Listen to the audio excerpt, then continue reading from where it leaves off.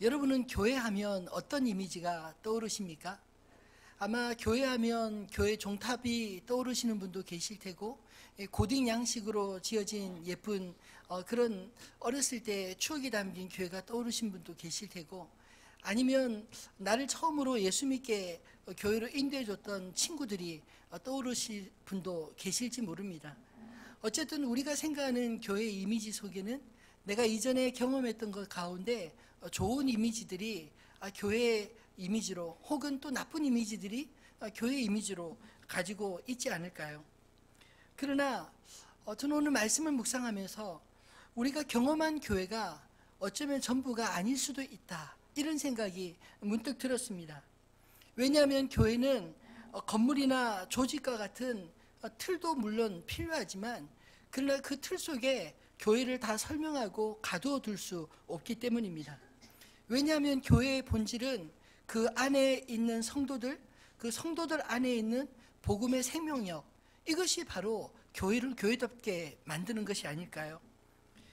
터키 선교 여행을 가서 이 1000년 동안 기독교 국가로 있다가 이제 무슬마된 그 땅에 이 성소피아 성당이라고 하는 몇백 년을 견딘 그 건물이 이제는 그 사람들이 북적이는 박물관으로 변한 모습을 보면서 참 마음이 씁쓸했습니다.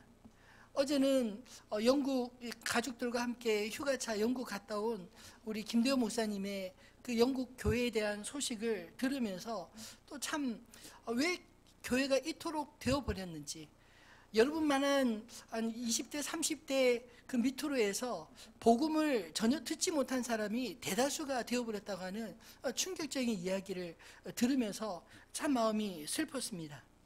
교회가 왜 그 지경이 되었을까요? 근데 오히려 오늘 말씀을 묵상하면서 이 말씀 속에서 오히려 그 답을 저는 찾을 수 있었습니다. 왜냐하면 교회는 오늘 이 시대뿐만 아니라 언제든지 항상 이 도전을 받아왔기 때문입니다. 그런 도전에 교회가 어떻게 반응하고 또 어떻게 그 변화를 꾀하느냐에 따라서 교회의 생태계가 달라졌다는 것을 성경이 우리에게 말하고자 하는 것 아닐까요? 오늘 본문은 스데반 집사의 순교 직후에 예루살렘 교회에 임한 핍박들로 교회 성도들이 뿔뿔이 흩어져 어떤 사람은 그들이 디아스포라, 예전부터 살아왔던 그 땅으로 돌아간 사람도 있었고, 또 어떤 사람들은 아예 예루살렘 거주지를 다 정리하고 이제 다시 그 지방으로 혹은 다른 나라로 떠날 수밖에 없는 그런 안타까운 이야기들을 소개하고 있습니다. 근데 안타깝게 들려야 될 이야기 속에 희망이 보이는 것은 왜일까요? 그들이 비록 그 현장에서 핍박을 피해서 떠나가긴 했지만 오히려 어느 곳에 가든지 그들이 만난 예수님에 대하여 증거하기는 멈추지 않았다고 성경이 말하고 있기 때문입니다. 오히려 이 핍박이 예루살렘 교회 입장에서 보면 참으로 당황스러운 일이었지만, 하나님 나라 전체의 관점으로 본다면 예루살렘 교회 핍박은 교회의 존립을 위태롭게 하는 사건이라기보다 오히려 교회가 복음이 예루살렘에만 머물지 않고 예루살렘을 넘어 온 유대와 사마리아와 땅끝까지 이르러 내 증인이 되리라, 그렇게 말씀하신 예수님의 말씀대로 그렇게 복음이 열방으로 흩어지는 계기가 되었기 때문입니다. 저는 한국 교회도 영적인 침체기를 겪고 있다고 하지만, 제가 10여 년 전 싱가포르에 갔을 때 한 교회를 바라보면서 충격을 받았습니다. 사실 싱가포르라는 나라는 조그마한 도시국가로 이 종교의 자유는 인정하지만 포교의 자유는 절대적으로 막고 있는 그런 나라입니다. 예를 들어서 내가 아무리 뜨거웠다 할지라도 복음을 전하는데 상대방이 불편하게 생각하고 고발하면 감옥에 갇히는 그런 아주 법이 강한 나라입니다. 그런데 그곳에 그 시티 하비스트 처치라고 하는 그 교회를 갔더니 토요일날 저녁에 갔는데 한 5,000명 되는 한 10대 후반에서 20대까지 청년들이 바글바글 하더라고요. 주일날 아침에도 갔더니 또 한 5천 명 정도 모여서 한 10,000명 정도의 그 예배자들이 함께 뜨겁게 찬양하고 말씀을 배우고 그런 모습들을 보면서 저에게는 충격에 가까운 도전을 받았습니다. 왜냐하면 복음이 전할 수 없고 안 된다 하지만 안 되는 게 아니라 안 되는 방법으로 했기 때문에 안 되는 것뿐이지, 얼마든지 그 복음의 생명력, 복음을 필요로 사람들에게 복음을 잘 설명해주고 복음을 잘 전할 수 있다면 언제든지 복음을 들을 수 있는 그런 준비된 사람들이 많다는 사실을 깨닫게 되었기 때문입니다. 또 한편으로 한국에는 지금 청년들이 교회를 떠난다, 아이들이 점점 교회가 떠난다, 그런 소리를 하고 있는데 이 복음에 서진하면서 이 싱가포르와 중화권의 이 중국과 이런 나라들이 지금 불같이 일어나는 건 아닌가 하는 그런 생각도 한편으로 들었습니다. 우리가 잘 알지 못할 뿐이지 하나님의 복음은 막히지 않습니다. 하나님의 복음은 어느 곳이든지 필요한 곳이 있으면 또다시 흘러가고 또다시 부흥하고 또다시 영향력을 미치는 일을 지금도 계속적으로 하고 있다는 것입니다. 심지어 우리가 작년에 우리 곁에 다가온 무슬림이라는 주제로 이슬람 선교를 하고 계신 선교사님들 이야기를 들으면서 새롭게 알게 된 사실은 이란이라고 하는 그 이슬람 종주국이라고 하는 그 나라에서조차 지금 지하교회가 불같이 일어나고 있다는 그런 소식을 들으면서 깜짝 놀랐습니다. 여러분, 이런 일들이 여러분 복음 안에서 가능하다는 사실을 믿으십니까? 복음은 생명력입니다. 사실 생명은 약해 보입니다. 예를 들면 그 생화, 꽃과 조화를 비교해 보면 여러분 겉으로 보기에는 이 생화가 굉장히 약해 보이지 않나요? 시간 지나면 금방 시들고 그리고 죽고 썩고 뭐 흔적도 남기지 않는 그런 모습이지 않습니까? 상대적으로 조화는 비슷하게 만들어졌는데 이 썩지도 않고 또 이렇게 잘 없어지도 않으니 더 강해 보이지 않습니까? 근데 놀라운 것은요, 생화는 또 다른 생명력을 끊임없이 자기처럼 만들어내지만, 자생할 수 있는 능력이 있지만, 그러나 조화는 인간이 만들지 않으면 스스로 생존할 수 있는 능력이 없더라고요. 저는 이 생명력이 있는 복음은 그런 역사가 있다고 믿습니다.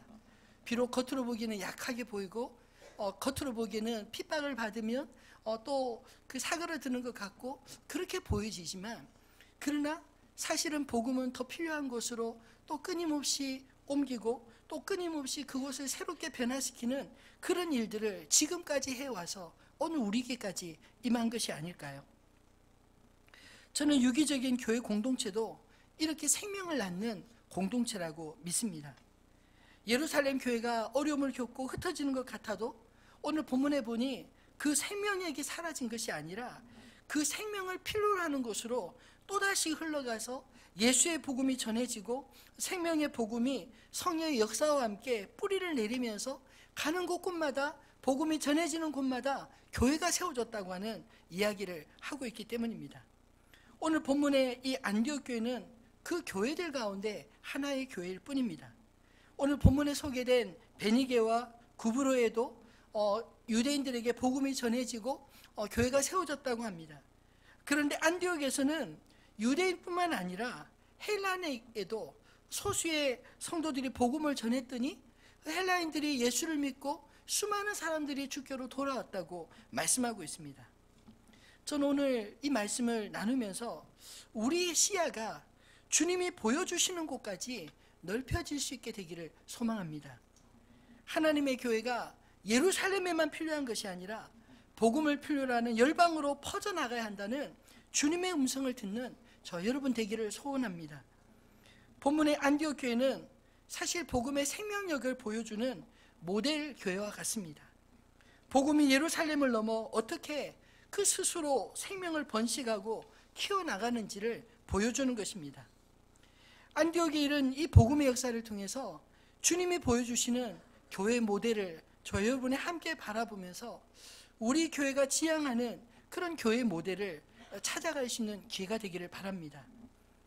모델로서 안디옥 교회의 특징을 묵상하면서 사실 오늘 본문에 할 수 있는 이야기는 너무너무 많지만, 그러나 이 속에서 두 가지 함축적인 안디옥 교회의 특징을 나누고 싶습니다.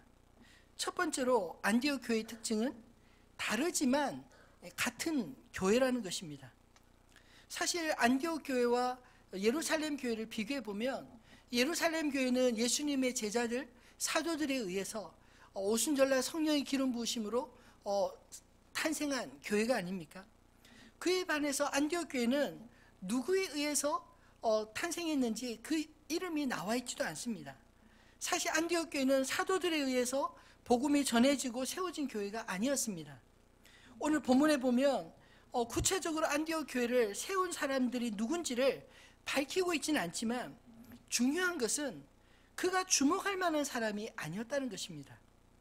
어쩌면 평범한 성도들, 신앙 때문에 예루살렘에 더 이상 머물 수 없어 떠날 수밖에 없었던 이런 성도들 중에 일부가, 그들은 비록 신앙의 박해로 정든 고난을 떠날 수밖에 없었을지라도 그들은 어느 곳에 가든지 자신에게 생명 주신 주님을 말하지 않을 수 없어서 말했더니, 그 말하는 곳곳마다 예수 믿는 사람들이 나타나고, 그리고 그들과 함께 예배를 드리며 그들과 함께 모일 수 있는 교회가 되었다라는 것입니다. 오늘 본문 19절로 21절은 그런 성도들의 전도로 자생한 교회들의 이야기를 서술한 게 아닐까요? 다시 한번 읽어보겠습니다. 그때 스데반의 일로 일어난 환란으로 말미암아 흩어진 자들이 유대인에게만 말씀을 전하는데, 그 중에 구브로와 구레네 몇 사람이 안디옥에 이르러 헬라인에게도 말하여 주 예수를 전파하니, 주의 손이 그들과 함께 하심에 수많은 사람들이 믿고 주께 돌아오더라. 아멘. 여러분, 한국 교회 역사들도 들춰보면 사실 이와 비슷한 이야기들이 많이 있습니다.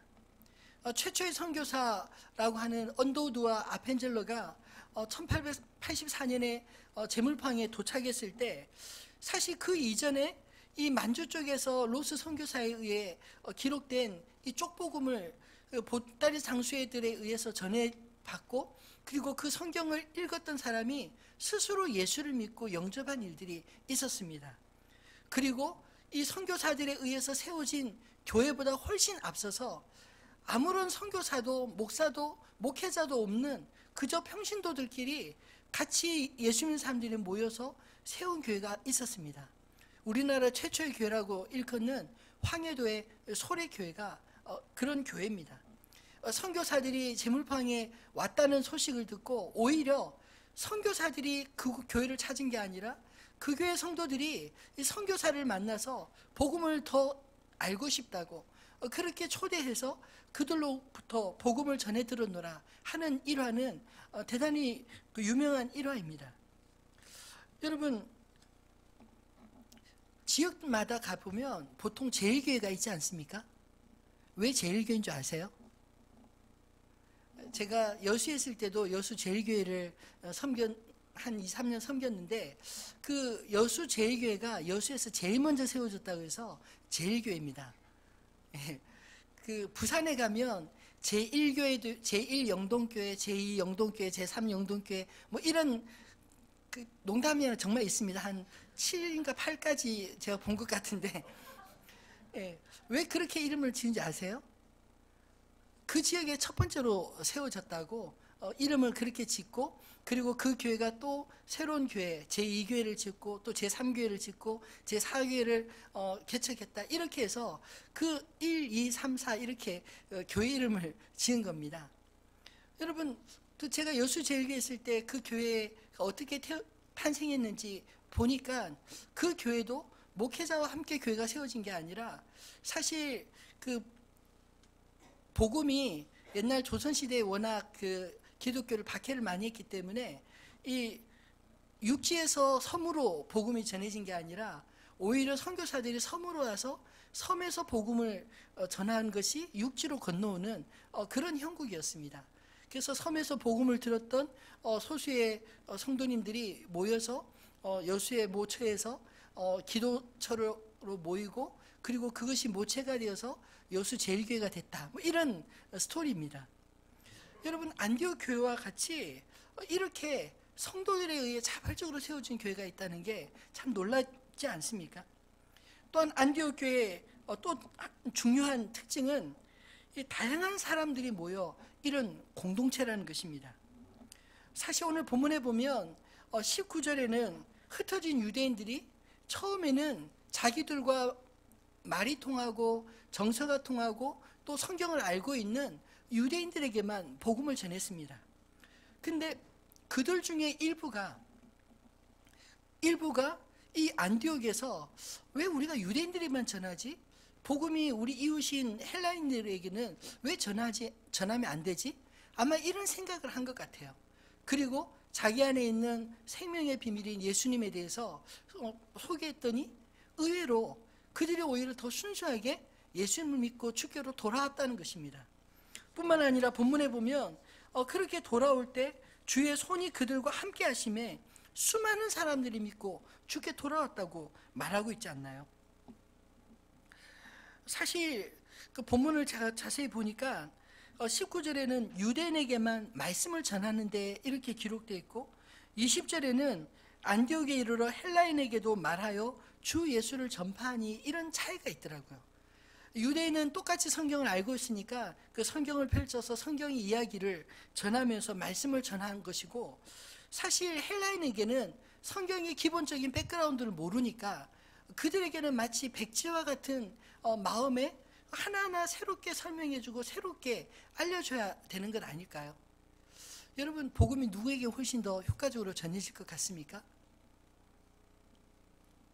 우리 생각에는 아마 그 당시에 그 흩어진 성도들이 처음 생각할 때는 유대인에게 훨씬 더 잘 전해질 것이라 생각했습니다.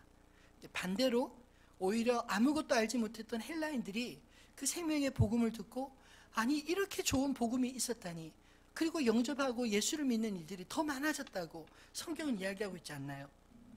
여러분, 우리가 생각하기에 이 사람들은 안 돼, 이렇기 때문에 안 될 거야 라고 생각하는 우리 생각입니다. 하나님께서는 오히려 하나님을 전혀 알지 못했던 사람들에게도 하나님의 복음이 전해지기 원한다는 사실을 기억할 수 있게 되기를 바랍니다. 어쨌든 전혀 기대하지 않는 곳에서 복음의 역사는 더 강력하게 역사에서 사실 소수인 유대인이 돌아오는 정도가 아닌 수다한 그 다수의 헬라인들이 예수께로 돌아오는 일들이 일어났다는 것입니다.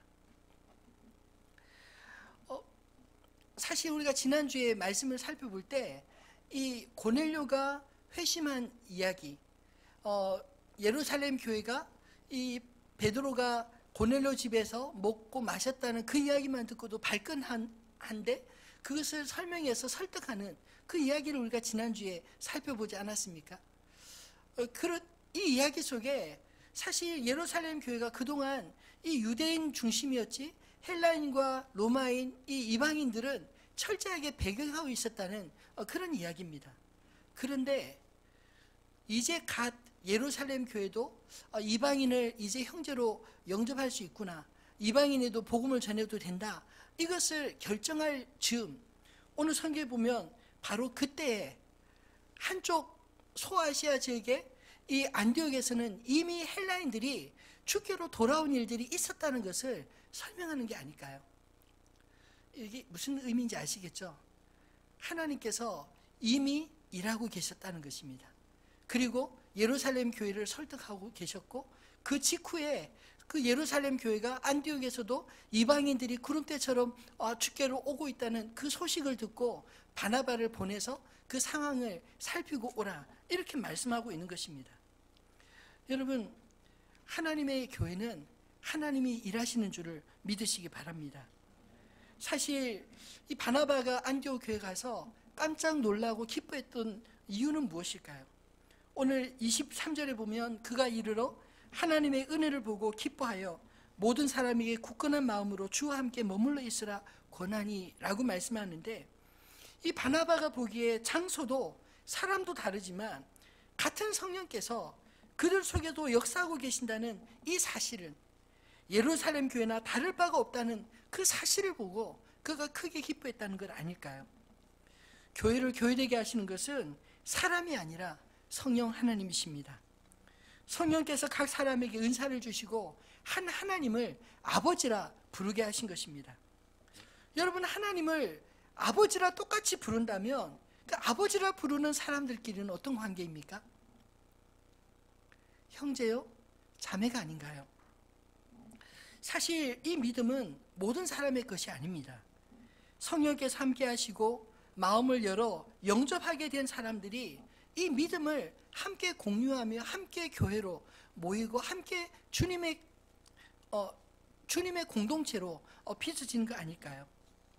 안디옥 교회 구성원들을 자세히 보면 얼마나 다양한지 모릅니다. 사도행전 13장 1절에 보면 안디옥 교회의 선지자들과 교사들이 있으니 곧 바나바와 니게르라 하는 시므온과 구레네 사람 루기오와 분봉왕 헤롯의 젖동생 마나엔과 미 사울이라. 앞에서 바나바는 우리가 잘 알고 있는 예루살렘에서 파송한 목회자라면, 이 니게르라 하는 시몬, 니게르는 검다라는 뜻입니다. 이 시몬이라는 사람은 아프리카계 성도라는 사실을 설명하고 있는 것이고요. 구레네 사람 루기오, 또 이방인이었으며 분봉왕 헤롯의 젖동생 마나에는 헤롯과 호용호재할 정도로 귀족층에 있었던 사람이었다라는 것을 의미하고요. 우리가 잘 아는 사울은 이전에 예수님을 핍박했던 그런 사람으로서 회심한 지 얼마 안 됐던 사람 아닌가요? 그런데 이 5사람이 함께 안디옥 교회를 공동 목회하는 목회자였다는 것입니다.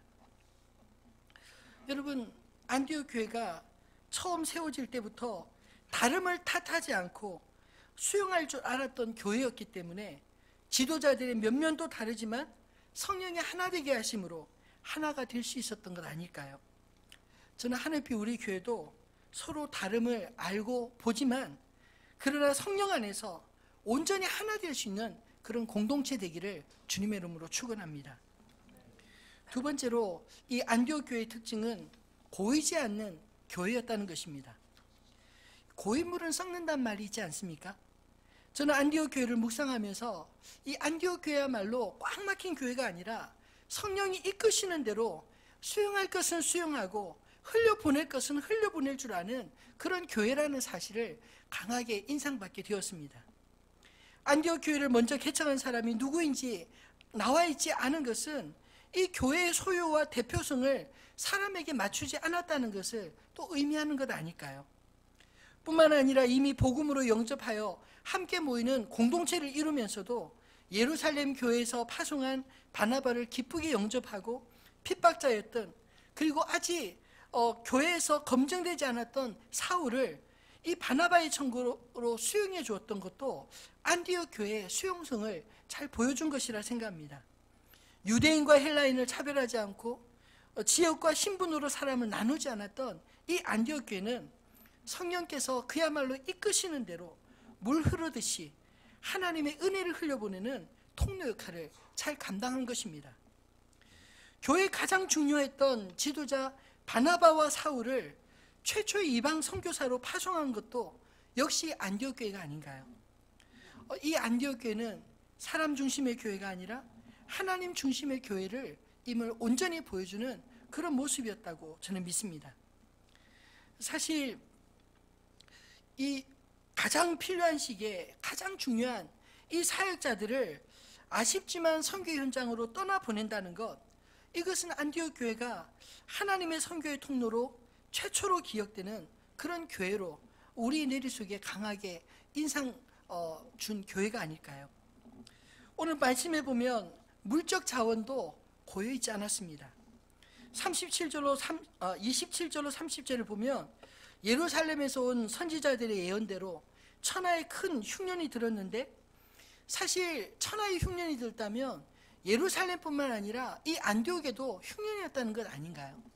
그런데도 그들보다 더 어려운 예루살렘 교회를 위해서 이 안디옥 교회의 성도들이 각자 힘닿는 대로 헌금을 모아서 예루살렘 교회 장로들에게 부조를 보내는 그런 장면이 기록되어 있습니다.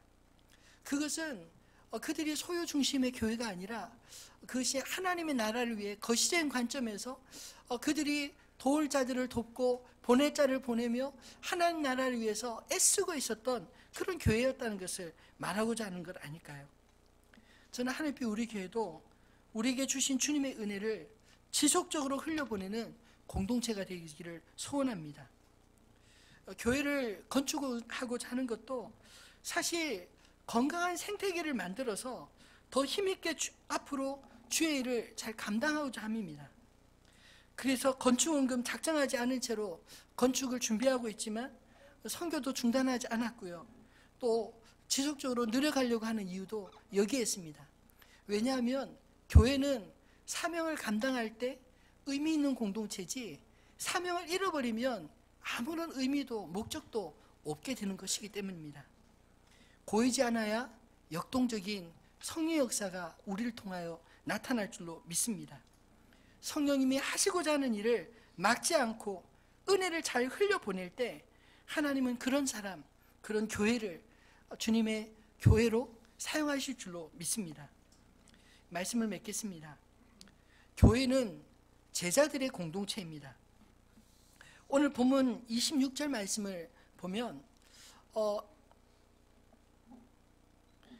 바나바와 사울이 두 사람이 안디옥에 가서 열심히 1년간 말씀을 가르치더니 그들이 큰 무리가 되었다고 이야기합니다. 근데 그들에 대해서 호칭이 바뀝니다. 제자들이 안디옥에서 비로소 그리스도인이라 일컬음을 받게 되었더라. 여기서 제자들은 누구를 가리키는 걸까요? 예수님의 제자들입니까? 12제자인가요? 아닙니다. 사도행전에 제가 제자가 몇 번 쓰였는지를 검색해 보니까 33번 쓰였습니다. 근데 그 중에서 사도행전 1장과 2장에만 예수님의 12제자를 언급하고 제자로 언급하고 그 이후부터는 제자로 나오는 그 모든 말들이 그 사도들에 의해서 가르침을 받은 자들, 그리고 마태복음 28장 19절 20절 말씀처럼 내가 너에게 분부한 모든 것을 가르쳐 지키게 하라. 하나님의 말씀을 배우고 그리고 그 말씀대로 살려고 하는 자들을 가리켜서 다 제자라고 부르는 것입니다. 오늘 안디옥 교회에서 이 바나바와 사울이 1년 동안 열심히 가르쳤더니 그들이 하나님 말씀을 잘 배울 뿐만 아니라 그 말씀대로 살고자 작정한 제자들이 되었다는 것입니다. 그리고 그 제자들이 안디옥에서 비로소 그리스도인이라 그렇게 일컬음 받게 되었다. 왜 그럴까요? 그들이 말만 하면 예수님, 예수 그리스도, 예수 그리스도, 이 그리스도라는 이름을 늘 하기 때문에 외부 사람들이 볼 때 저 사람들은 말끝마다 그리스도만 이야기한다. 그래서 그리스도인이라는 별명 붙은 게 아닐까요? 옛날에 우리나라에서도 이런 비슷한 별명이 있지 않아요? 예수쟁이. 좀 좋아 보이는 별명은 아닌 것 같지만 사실 그 의미를 따져보면 늘 예수만 이야기하니까 그 예수쟁이라는 그 표현이 우리들께는 좀 어떨지 몰라도 그 사람들 볼 때는 저 사람들은 정말 예수님 믿는 사람이다. 이런 뜻 아닌가요? 여러분, 저와 여러분이 이 복음 안에서 주님의 제자로 그리스도인임을 부끄럽지 여기지 않고 살 수 있게 되기를 바랍니다. 이 표현을 바꿔 표현한다면 그리스도인이라는 것은 곧 제자를 의미합니다. 누가 제자입니까? 예수님의 말씀을 배우고 그 말씀대로 순종하며 살려고 하는 자들, 그 순종의 역사를 통해서 성령님이 일하시는 것을 경험하고 하나님의 하나님 되심을 깊이 느끼는 그런 자들이 아닌가요? 저는 하늘빛 우리 교회가 제자들의 공동체가 되기를 소망합니다. 사실 교회가 힘을 잃고 교회가 점점 쇠락하는 이유는 교회 구성원들이 교회는 다니기는 하지만 말씀에 대해서 또 말씀을 순종하려 하는 의지가 약하고 형식적인 신앙만 남을 때 껍데기만 남을 때 결국 그 껍데기도 사라지게 된다. 이것을 의미하는 게 아닐까요? 그러나 오늘 말씀처럼 비록 예루살렘 교회가 핍박을 받고 흩어지는 한이 있다 할지라도 그 속에 알맹이 된 생명의 복음이 있었기 때문에 그 복음은 누구도 꺾을 수 없었습니다. 오히려 그 복음이 누구에게든지 전해지면 그들에게도 그 생명의 복음이 전염되고 그들이 역시 예수 그리스도께로 돌아오고 성령께서 그들과 동일하게 역사가 나타나는 그런 일들이 생긴다고 말씀하는 게 아닐까요? 저는 한국 교회를 생각할 때마다 한국 교회는 지금 기로에 놓여 있다고 생각합니다. 껍데기로 갈 것이냐, 우리 알맹이를 찾을 것이냐. 우리가 껍데기만 주장한다면 우리도 언젠가 껍데기만 남고 사라지게 될 것이고, 그러나 우리 안에 있는 생명의 복음을 끝까지 붙들고 살아계신 주님을 날마다 경험하며 그렇게 순종하며 복음을 전하며 산다면 이 복음은 결코 우리 안에서 우리 당대, 우리 다음 세대에 사라지지 않을 것입니다. 저는 하늘빛 우리 교회가 지금 현세뿐만 아니라 다음 세대를 준비해야 된다고 믿습니다. 그래서 좋은 믿음의 신앙인들을 많이 키워내어서 정말 이 시대에 꼭 필요한 그리스도인들을 세상 속에 분명하게 보여줄 수 있는, 그래서 복음의 역전을 경험할 수 있는 그 다음 세대를 가질 수 있도록 그렇게 준비하는 저와 여러분 되어지기를 소망합니다. 오늘 주신 말씀을 기억하면서 우리들의 찬양 260장을 함께 찬양하겠습니다.